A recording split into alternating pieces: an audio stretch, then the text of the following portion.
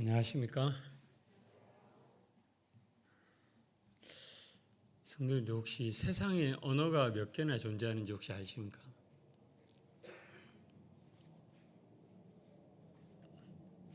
이 퀴즈 아니고 그냥 자유롭게 얘기하시면 됩니다. 몇 개나 존재하는지 아십니까? 약 7천여 개 언어가 존재한다고 합니다. 그런데 어떤 사람이 이런 말을 했습니다. 언어가 7천 개 존재하는 게 아니라 각 사람이 숫자만큼 언어가 존재한다. 이게 무슨 말일까요? 같은 말을 쓰고 있지만 서로가 이해하지 못하면 각자의 언어로 이야기하고 있다는 그런 뜻이겠죠. 우리가 부부끼리 무슨 얘기를 하지만 진짜 말이 안 통할 때가 있죠. 같이 한국말을 하고 있을 때 때때로는 부모와 자식 간에도 어떤 이야기를 하고 있지만 도대체 대화가 안 된다라는 이런 느낌을 받을 때가 있습니다. 이와 같이 같은 말을 하고 있지만 각자의 언어로 대화하고 있기 때문에 이렇게 느끼는 것 같습니다. 그런데 저는 교회 안에서도 우리 교회 안에서도 교회만의 언어가 있구나 하는 그런 생각이 들었습니다. 처음 교회 오신 분들은 우리가 쓰는 말을 듣고 저 무슨 말이지? 같은 한국말을 하고 있는데도 우리가 쓰는 말을 듣고 무슨 말인지 이해 못할 때가 있습니다. 그러나 교회에 와서 시간이 지나다 보면 우리가 쓰는 말들을 듣고 이해하게 됩니다. 오늘은 때때로 우리가 자주 쓰는 표현이지만 자주 쓰고는 있지만 제대로 이해하지 못하고 잘못 쓰는 한 표현에 대해서 같이 말씀을 나누고자 합니다. 그 표현은 바로 성령의 인도하심입니다. 오늘 원래 아까 사회자님께서도 얘기했지만 오늘 멘트가 이랬습니다. 제가 준비한 멘트가 오늘 입춘입니다. 따뜻해지기 시작하죠. 오늘 사귐이 따뜻한 교회에서 따뜻한 교회를 만들기 위해서 이거를 준비하고 있다가 갑자기 이 성령의 인도하심에 대해서 말씀을 준비하게 된 게 최근에 이런 일에 대해서 깊이 생각해 보았고 과연 우리가 성령의 인도하심에 대해서 어떻게 생각하는지 한번 돌아보게 되는 그런 시간이 있어서 갑자기 주제를 바꿔서 이 말씀을 준비하게 되었습니다. 많은 기독교인들이 어떤 일을 결정할 때나 아니면 어떤 현상을 볼 때 이렇게 이야기합니다. 성령님께서 하셨다. 그리고 성령님이 인도하셨다. 자주 쓰십니까? 안 쓰십니까? 날씨가 너무 추워서 대답 안 하기로 혹시. 특히 우리 브래들린과 같이 우리 브래들린과 같이 성령님의 내주하심에 대한 세미한 인도를 중요하게 여기는 이런 교회일수록 이와 같은 표현을 자주 씁니다. 성령님께서 하셨어요. 성령님께서 인도하셨어요. 그런데 이 말을 자칫 잘못 사용하면 사단이 진리를 교묘하게 비틀어 성령의 이름으로 자신의 욕심을 정당화해서 심지어는 비도덕적이고 악한 행동까지도 성령의 인도라고 포장하게 만듭니다. 오늘 함께 나눌 본문은 바로 이것을 분명히 가르칩니다. 성령님은 우리 안에서 능력을 주시지만 우리는 그 인도하심을 두렵고 떨림으로 분별하고 순종해야 하는 것입니다. 그래서 오늘은 성령의 인도하심을 어떻게 분별할 것인가? 그리고 그 인도하심을 어떻게 의지적으로 순종할 것인가? 마지막으로 그러면 우리는 왜 그 과정에서 항상 두렵고 떨림으로 행해야 하는가를 살펴보길 원합니다. 깊이 수요일이라는 제약적인 시간이 있어서 깊이 있게 다루지는 않겠지만 말씀을 중심으로 한번 다뤄보겠습니다. 다 같이 빌립보서를 펴셔서 빌립보서 2장 12절부터 13절을 함께 한 목소리로 읽어보겠습니다. 빌립보서 2장 12절부터 13절입니다. 다 찾으셨다면 한 목소리로 한번 읽어보겠습니다. 시작. 그러므로 나의 사랑하는 자들아, 너희가 나 있을 때뿐 아니라 더욱 지금 나 없을 때에도 항상 복종하여 두렵고 떨림으로 너희 구원을 이루라. 너희 안에서 행하시는 이는 하나님이시니 자기의 기쁘신 뜻을 위하여 너희에게 소원을 두고 행하게 하시나니.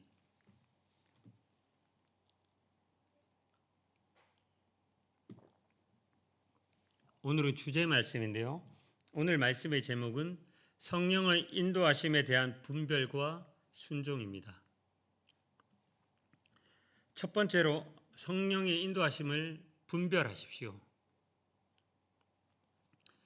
성도님들, 우리 안에는 누가 계십니까?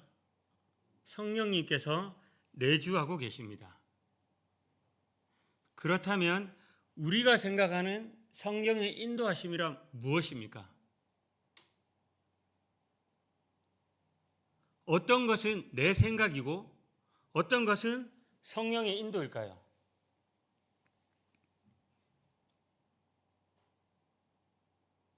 어떤 것이 내 생각이고 어떤 것이 성령의 인도하심일까요? 이것을 구분하기 위해서는 무엇보다 먼저 필요한 것이 바로 분별입니다. 그것이 내 생각인지 성령의 인도하심인지 분별해야 된다는 것입니다. 이 분별에 관해서는 세 가지를 먼저 말씀드리겠습니다. 첫째, 성령의 인도하심을 정확히 분별하는 기준은 바로 뭐다? 뭡니까? 말씀입니다. 성경의 저자가 누구입니까? 하나님이십니다. 그러므로 이 저자인, 공동저자이신 이 성경의 저자이십니다. 그렇기 때문에 하나님께서는, 성령님께서는 인도하심을 이 말씀을 벗어나서 모순되게 하시지 않습니다. 그렇다면 이것이 나의 생각인지 성령의 인도하심인지 분별하는 데 기준이 되는 것은 바로 뭐다? 말씀입니다. 세상의 지혜로는 이해할 수 있는 십자가의 길과 같은 하나님의 도를 우리의 마음을 새롭게 하여 하나님의 선하시고 기뻐하시는 뜻이 무엇인지 분별하게 함으로써 이 말씀을 통해서 그 순종의 방향을 제시해 주십니다. 만약 내 마음속의 생각이 교만하고 무례하고 분열을 일으키거나 도덕적 기준을 거스른다면 그것은 성령의 인도하심이 아니라 바로 육신의 소욕입니다. 다시 한번 말씀드리지만 내 마음의 생각이 내가 하고 있는 게 성령의 인도라고 생각하는 그것이 교만하고 무례하고 분열을 일으키거나 도덕적 기준을 거스른다면 그것은 성령의 인도가 아니라 뭐다? 육신의 소욕입니다. 갈라디아서 5장 19절부터 21절에 육체의 일과 성령의 일에 대해서 분명히 구분해서 이야기하고 있습니다. 우리의 행동이 거룩한 하나님의 성품과 충돌한다면 내가 하고자 하는 일들이 성령의 인도하심이라 생각하는데 그것이 거룩하신 하나님의 성품과 충돌한다면 그것이 성령님의 인도하심이 아니라 나의 소욕일 가능성이 높습니다. 그것은 결코 하나님의 일이 될 수가 없다라고 생각합니다. 이 사실을 나침반과 지도에 비유해서 한번 비유해 볼 수 있습니다. 지금은 내비게이션이 있어서 나침반과 지도를 함께 사용해서 길을 찾는 것을 잘 하지는 않습니다. 그런데 군대에서는 이제 독도법이라는 걸 할 때 이런 것들 하는데 요즘엔 GPS가 나와서 잘 하지 않지만 길을 찾을 때 반드시 필요한 것이 바로 나침반입니다. 나침반은 항상 무엇을 가리킵니까? 북쪽을 정확하게 가리킵니다. 그리고 그 가르치는 북쪽에 대비해서 이 북쪽 방향이 맞는지 아닌지를 지형과 대비해서 살펴보는 것이 바로 뭐다? 지도입니다. 성령의 인도하심은 나침반과 같고 말씀은 바로 지도와 같은 것입니다. 그것을 대입해서 볼 때 이것이 정확하게 우리가 갈 수 있는 방향이 맞는지 아닌지를 확인할 수 있다는 것입니다. 나침반만 믿고 가다가 다른 길로 갈 수 있습니다. 왜냐하면 나침반이 가리키는 방향이 내가 원하는 방향으로 생각되어질 수도 있기 때문입니다. 그러나 반드시 이 말씀에 비춰볼 때 이것이 성령의 인도하심인지 아닌지 우리가 분별할 수 있다는 것입니다. 둘째로 성령의 인도하심은 나에게만 주어진 것이 아닙니다. 그리스도를 믿는, 하나님을 믿는 모든 성도 안에 이 성령님께서는 동일하게 내주하고 계십니다. 따라서 내가 성령의 인도하심을 받았다고 확신할 때 교회 공동체와 함께 그 분별을 확인하는 일이 꼭 필요합니다. 사도행전 13장을 보면 안디옥 교회가 바울과 바나바를 파송하려고 하죠. 그때 성령께서 따로 세우셨다는 이 음성을 교회가 함께 듣습니다. 이것은 성령의 인도하심이 어떻게 해요? 늘 공동체 안에서 검증되고 확인된다는 것을 보여주는 좋은 예시입니다. 옛날에 브레들린, 저희가 브레들린이라고 하죠. 예전에 제가 어릴 때 개척을 많이 나갔습니다. 그런데 어떠한 형제님께서 성령의 인도하심이라고 이야기하고 개척을 교회에다 요구하는 것을 보았습니다.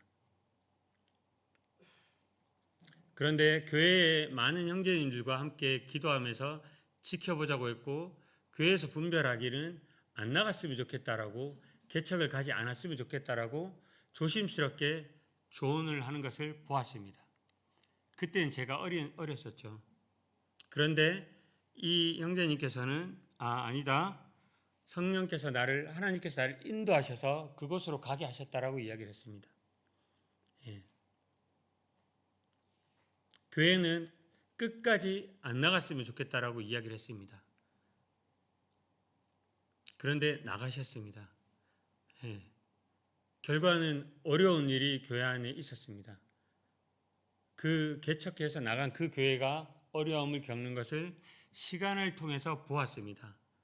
이럴 경우는 개척을 하는 그 중요한 그 부분보다 교회의 분별을 따르는 것이 오히려 성령님의 인도하심이라고 볼 수 있겠습니다. 따라서 우리는 성령의 인도하심이 나에게만 있지 않고 말씀과 교회와 성도들의 분별과 상황을 통해서 함께 검증되어야 함을 기억하셨으면 좋겠습니다.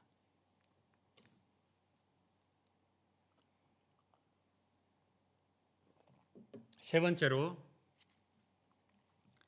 나는 성령께서 이렇게 인도하셨다라고 이야기하는 것을 너무 쉽게 말씀하시지 마시기 바랍니다.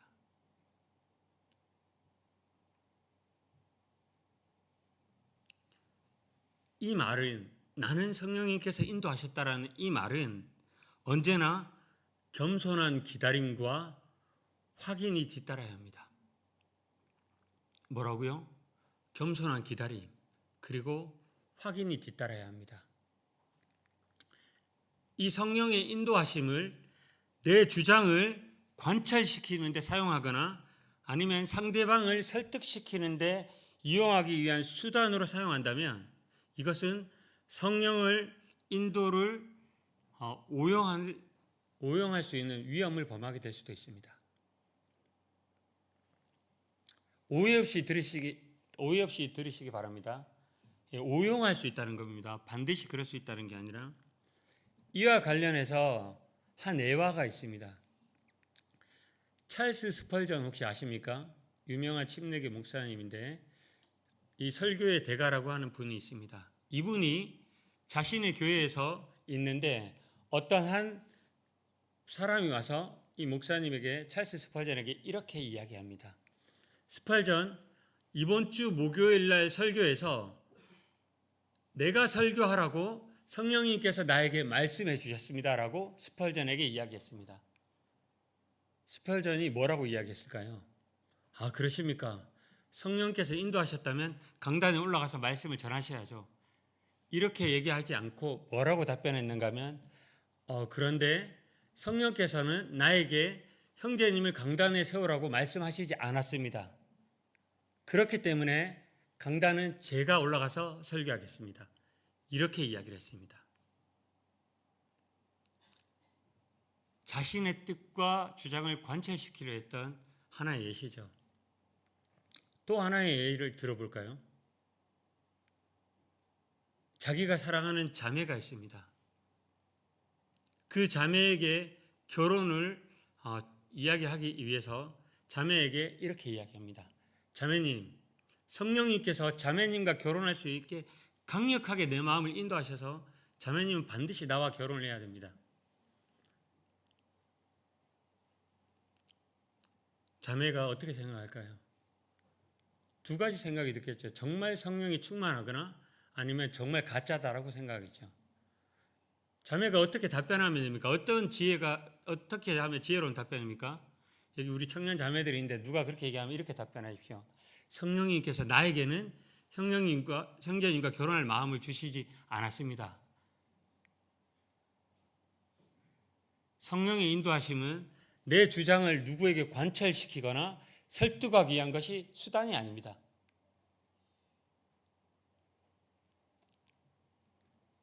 이것은 성령님의 이름을 빙자한 수단으로 사용하기 위한 오용입니다. 성령의 인도는 내 뜻을 주장하고 관철시키고 강화하는 도구가 아니라 오히려 그 반대로 내 뜻을 꺾고 하나님의 뜻에 순종하게 하는 은혜라는 사실을 기억하셨으면 좋겠습니다. 정말 이것이 성령님의 뜻인지를 정말 하나님 옆에 내려놓고 내 뜻을 주장하는 것이 아니라 내 뜻을 하나님 옆에 기도함으로 꺾고 순종하기 위한 그러한 분별임을 기억하셨으면 좋겠습니다. 두 번째로 이제 성령님의 인도하심을 분별했다면 그러면 어떻게 하셨으면 좋겠습니까? 의지적으로 순종하시기 바랍니다. 분별을 통해서 이것이 성령님의 인도하신다는 확신이 들면 우리는 반드시 의지적으로 순종해야 합니다. 어떤 분들은 이렇게 이야기합니다. 저한테 형제님, 하나님께서 다 하시는데 내가 무엇을 한다는 거죠? 하나님이 다 하시잖아요. 성령님이 인도하시는데 내가 뭘 해야 됩니까? 라고 질문할 수 있습니다. 그러나 이 구원은 전적으로 하나님의 은혜로 받지만 이 성화의 삶은 우리의 순종을 통해서 드러나는 과정입니다. 하나님은 우리를 로봇으로 창조하지 않으셨습니다. 오늘 본문은 이 빌립보서 2장 13절은 이렇게 말씀합니다. 너희 안에 행하시는 이는 하나님이시니 자기의 기쁘신 뜻을 위하여 어떻게 한다고요? 너희로 소원을 두고 행하게 하신다라고 이야기하고 있습니다. 뭐라고요? 무엇을 두게 하신다고요? 소원을 두고 행하신다는 것입니다. 이 소원이라는 것은 강압적으로 조종하는 것이 아닙니다. 이것은 성령께서 우리 마음에 일으키시는 거룩한 갈망입니다. 그 부르심에 우리는 의지적으로 순종하는 것으로 반응해야 합니다. 로마서 8장 13절에 보면 영으로서 몸의 행실을 죽이면 살리니 죄를 죽이시는 분은 성령이시지만 영으로서 몸을 죽이며 행실을 죽이며 살리니 죄를 죽이는 것은 성령님이시지만 그 무기를 들고 싸우는 주체는 누구다? 바로 우리 자신이라는 것입니다. 우리는 성령의 능력을 의지해서 의지적으로 순종하는 대화가 되어야 합니다. 이와 같은 원리는 이 돛담배의 원리에 대해서 돛담배의 원리를 통해서 설명할 수 있습니다. 우리가 성경에서도 성령을 바람에 비유하는데 성령의 바람이 불어올 때 이 돛을 올리고 키를 잡는 것은 누구의 몫입니까? 우리의 몫입니다. 바람이 부는데 사공이 돛을 올리지 않고 가만히 있으면 배는 어떻게 할까요? 그냥 그 자리에 있는 것입니다. 성령의 인도하심이 있지만 우리가 순종하지 않는다면 우리는 그냥 그 자리에서 그대로 머물러 있게 될 것입니다. 그런데 성령의 인도하심이 분명하게 말씀과 상황과 교회의 분별과 여러 가지 것들로 분별이 된다면 어떻게 해야 할까요? 바로 우리의 닻을 올려서 의지적으로 순종해야 한다는 것입니다. 성령님께서 우리 성도인들의 삶 가운데 이렇게 성령의 바람이 불어온다고 느껴지실 때 그것이 성령의 인도하심이라는 것이 이 말씀을 통해서 분명하게 분별이 될 때 그리고 온 교회가 같이 분별하고 주위에 있는 성도님들을 통해서 그것이 성령님의 인도하심을 느껴질 때면 다른 것들을 생각하시지 말고 그 인도하심에 따라 닻을 올려서 순종하는 우리 806의 성도님들이 되셨으면 좋겠습니다. 그리고 마지막으로 우리는 왜 이렇게까지 철저히 분별하고 순종해야 할까요? 빌립보서 2장 12절은 이렇게 말합니다. 항상 복종하여 두렵고 떨림으로 너희 구원을 이루라. 이미 구원받았는데 왜 또 복종하고 두렵고 떨림으로 구원을 이루어야 된다라고 말씀하고 있는 걸까요? 바울이 여기서 너희 구원을 이루라는 것은 미완성된 십자가에서 예수 그리스도께서 우리의 죄를 대속하신 것이 모자라서 우리가 좀 더 해야 된다라고 이야기하고 있는 것이 아닙니다. 이것은 이미 받은 우리의 구원을 영어로는 work out, 드러내라는 것입니다. 그리스도의 십자가의 사역은 완성된 구원입니다. 거기에 대해서는 우리는 아무것도 할 것이 없습니다. 하나도 더 할 것도 없고 더 해야 되는 것도 없습니다. 우리의 구원은 이미 하나님께서 그리스도를 통해서 십자가에 완성해 놓으셨습니다. 그러나 우리는 살아가면서 이 받은 구원을 삶으로 드러내는 것을 통해서 바울이 말한 우리의 구원을 이루어 갈 수 있다는 것입니다. 참된 성령 충만은 내 의지로 구원을 완성하겠다는 것은 어리석음과 교만을 낳지 않게 합니다. 내 안에 계신 성령님의 인도 때문에 우리는 어떻게 할 수 있느냐? 내 안에 계신 성령님의 인도하심이 있기 때문에 우리의 모습은 어떻게 드러나느냐? 겸손과 경외감을 가지고 성령님의 인도하심을 따르는 것으로 나타납니다. 바울도 로마서에서 이렇게 이야기했죠. 오라 나는 곤고한 사람이로다. 그는 자신이 성령의 사람임에도 불구하고 이 자신의 연약함에 그 두려움에 직면한 모습을 오라 나는 곤고한 사람이로다고 표현했습니다. 또 바울은 고린도전서 9장에 내가 내 몸을 쳐서 복종하게 함은 내가 전파한 후에 버림을 당할까 두려워함이라라고 말합니다. 이것이 바로 여기서 빌립보서에서 이야기한 항상 복종하여 두렵고 떨림으로라고 표현한 그 두렵고 떨림의 신앙입니다. 성령의 내주하심은 우리에게 큰 위로를 줍니다. 그렇지 않습니까? 성령님께서 우리 안에 거주하신다는 것은 우리에게 큰 위로를 줍니다. 힘이 됩니다. 그러나 한편으로는 이 성령님의 내주하심은 우리에게 거룩한 긴장감을 줍니다. 우리는 언젠가 그리스도의 심판대 앞에 서게 될 것입니다. 그때 이렇게 얘기할 수 없습니다. 성령님께서 시켜서 하셨다. 성령이 그렇게 시켰다.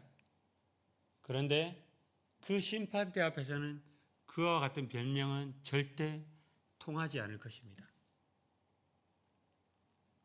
우리는 그 몸으로 행한 것에 따라서 하나님의 심판을 받게 될 것입니다. 성령의 인도하심은 앞에서 말씀드린 대로 나의 뜻을 주장하고 관철시키기 위한 그런 수단이 아니라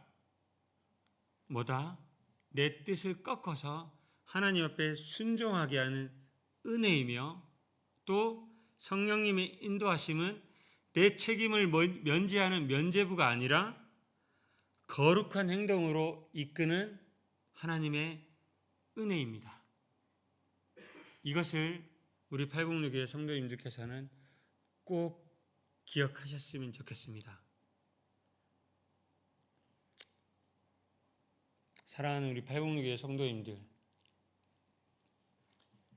성령의 주권과 우리의 책임은 충돌하지 않습니다. 하나님이 100% 역사하시기에 우리는 100% 순종해야 합니다. 우리가 성령의 인도에 따라 순종하는 것은 우리의 자율적인 성취가 아니라 우리 안에 역사하시는 이 성령님의 역사의 결과입니다. 따라서 성령의 인도는 반드시 무엇을 낳는다? 순종을 낳는다는 것입니다. 그리고 순종은 다시 무엇을 낳는다? 우리를 성령 충만하게 한다는 것입니다. 이 원리를 우리의 삶 가운데 기억하셨으면 좋겠습니다. 성령의 인도하심은 나에게 순종을 낳게 하고, 나의 순종은 다시 성령님의 인도하심을 낳는, 이것이 순환되는 것이 성령의 인도하심에 따르는 삶이라는 것입니다.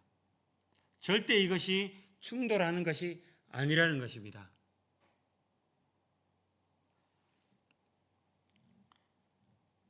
기억하셨으면 좋겠습니다. 말씀으로 분별하시기 바랍니다. 감정보다 말씀을 기준으로 삼으시기 바랍니다. 그리고 의지적으로 따르는 삶을 사시기 바랍니다. 주님이 알아서 하시겠지, 어떻게 되겠지, 뒤로 물러서는 것이 아니라 성령님께서 우리 마음에 감동을 주실 때 돛을 올려서 순종하는 우리 성도님들께서 되셨으면 좋겠습니다. 그리고 내 자신을 쳐서 복종시키시기 바랍니다. 내 육신의 욕망이 성령의 이름을 빌려서 성령의 소욕을 거스르는 이 일이 되지 않도록 날마다 나를 십자가 앞에 세우시기 바랍니다. 성령님은 우리의 변덕을 따라서 우리 마음대로 우리가 원하는 대로 우리의 변덕을 따라서 우리를 인도해 주시는 그런 도구가 아니십니다.